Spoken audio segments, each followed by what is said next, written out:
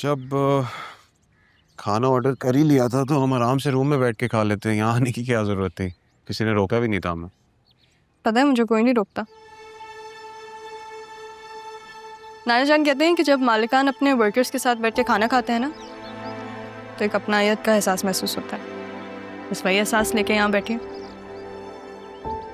जब यहाँ बैठते हैं और दूसरों के मसले मसाइल सुनने में आते हैं तो फिर समझ आती है कि जो अपने दुख हैं उनसे कहीं ज़्यादा बढ़कर दूसरों के दुख हैं। सभी लोग जी के खुश हैं। जब मैं छोटी थी तो मैं नाना जान के साथ यहाँ आती थी। ध्यान उनका खाने पे होता था और कान वर्कर्स पे। आधे मसले तो उनके वहीं हल हो जाते थे। सही था मैं तुम्हारे बारे में। क्या? गम छुपाती है अपना मुस्कुराहट के पीछे। मामी ने कुछ कहा है तुमसे? किसी के कुछ कहने की जरूरत नहीं है, मैं भी देख सकता हूँ। अच्छा, फिर भी आप दूसरों की बातों में आके कभी कभी अपने फैसले बदल लेते हो। हाँ, लेकिन मेरी वो नेचर नहीं है शायद। एक बात पूछूं तुमसे? पूछो। Thank you. तुम्हारा कभी दिल नहीं करता मेरे फादर से मिलने का, जानने का कि वो कैसे इंसान थे, किस तरह के शख्स थे? I'm sorry. ये लो बेटा, पानी पी लो। ठंडा पानी पी लो, खांसी रुक जाएगी।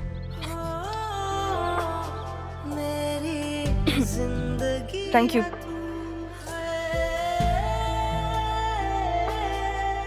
आप क्या इंतजार कर रहे थे मेरी खांसी का? अरे नहीं, वो आज कैंटीन बॉय नहीं आया ना, तो मैं बस पानी देने जा रहा था। अगर बातें हो गई हो तो पानी दे दो सुपरवाइजर साहब।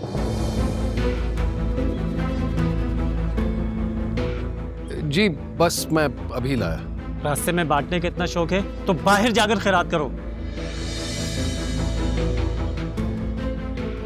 अब खड़े भी रहोगे या लाकर दोगे? जिसे देखो काम से ज्यादा वफादारी में लगा हुआ है। आपको बात करने की तमीज नहीं है? देखें जी, देख चुकी हूँ। उस दिन भी मैंने आपको कहा था आप तमीज से बात किया करें। ज़हन कमजोर है, एक दफा में बात समझ में नहीं आती आपके। ये कोई तरीका है बात करने का? अब आप कौन है? मैं आपको बताता हूँ मैं कौन हूँ। अपने रूम में जाएं आप पहले, मैं आके आपसे बात। इट्स ओके, जाओ। शुक्रिया आप दोनों का, लेकिन ये तो रोज का मामूल है। मैंने एजाज साहब से बात की है। दरअसल ये शख्स जिस जॉब के लिए यहाँ आया है वो काम ही इसके मतलब का नहीं है, तो बस यहाँ आके अपनी फ्रस्ट्रेशंस निकालता है।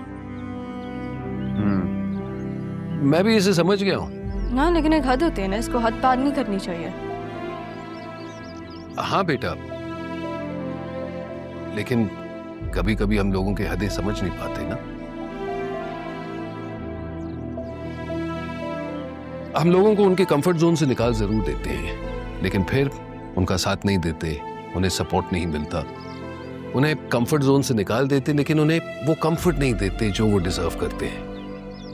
बस अपने जोन में कैद कर देते हैं।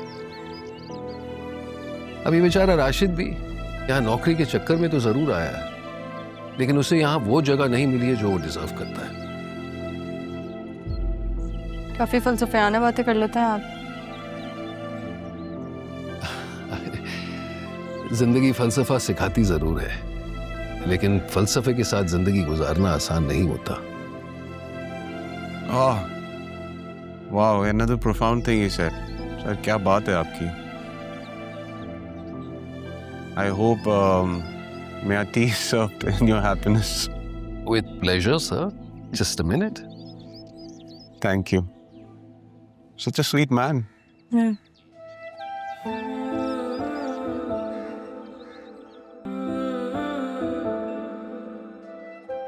इस शख्स को देख के कितना अजीब सा एहसास होता है, जैसे कोई अपना बिछड़ा। बताओ तो हुआ क्या है, या इसी तरह बस रोती रहोगी? ये आसिया मेरी बच्ची की जान क्यों नहीं बख्श देती? मेरी मासूम बच्ची ने तो कुछ नहीं बिगाड़ा ना उसका। बिगाड़ा तो किसी ने आसिया का भी कुछ नहीं। खैर कहा क्या है उसने तुमसे? उसे बहुत हकारत, बहुत जलील समझती है, जैसे कि मेरी बेटी का कोई नामो निशान ही ना हो, जैसे उसकी जात को रद्द करने की कोशिश कर रही हो। मैं बताना चाहती थी कि मेरी बच्ची का नामो निशान है, लेकिन नहीं कह सकी मैं। ऐसी ही है आसिया, ऐसे लोगों को बर्दाश्त करना बहुत मुश्किल काम है, मगर करना पड़ता है बेटे। मैंने राह को इतना मजबूत बनाया है कि वो ऐसे उल्टी सीधी बातों का हंस के मुकाबला कर सकती है। माँ हूं ना, उसका कर्ब समझ सकती है। मैंने उसे तन्हाई में रोते देखा और सबके सामने हंसते हुए भी।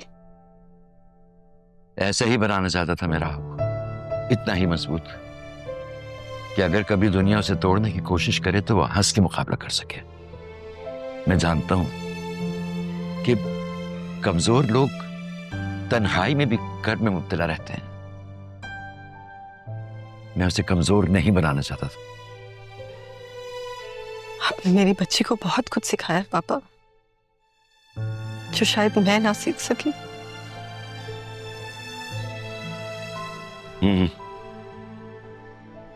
तुम डरपोक थी बेटे, राह डरपोक नहीं। तुम्हें हमने अपने दिल का फपोला बना के पाला था। नहीं जानते थे कि कभी ये फपोला फूटा तो दिल ही कमजोर पड़ जाएगा। खैर क्या कहा है उसने? आसिया अपने किसी दोस्त से बात कर रही थी राह के लिए। कोई तलाक याफ्ता आदमी जिसकी पहले से ही 4 बीवियां थी, मुल्क से बाहर रहता है, वो उसको हमसे दूर कर देगी। ऐसा क्यों कर रही है वो? मेरे ख्याल में वक्त आ गया, मुझे आसिया से बात करनी ही पड़ेगी। नहीं पापा, मैं इसलिए आपके पास नहीं आई हूं कि आप आसिया से बात करें। आप अदील से बात करें। आसिया तो कुछ भी समझना चाहती ही नहीं है। ना समझ सकती है ना समझना चाहती है।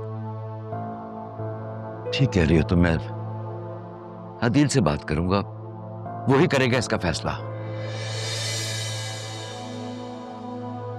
मेरे होते हुए तो बेटा कोई तुम्हारा कुछ नहीं बिगाड़ सकता। हाँ, मेरे बाद क्या होगा मैं नहीं जानता। ऐसा मत कहे पापा। अल्लाह आपका साया हमेशा हमारे सरों पे सलामत रखे। मैं अंदर आ सकती हूँ पापा?